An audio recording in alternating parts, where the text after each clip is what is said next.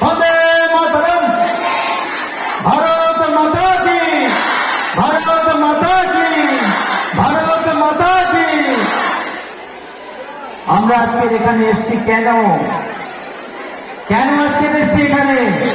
আজকের ভারতের স্বাধীনতা দিবস, তাই তো? ঠিক তো? আচ্ছা, কত তারিখ আজকে? 15ই আগস্ট। আর স্বাধীন হয়েছিল 1947 সালের 15ই আগস্ট। আজকের 75তম বর্ষ এবং 76তম স্বাধীনতা দিবস আমরা উদযাপন করছি।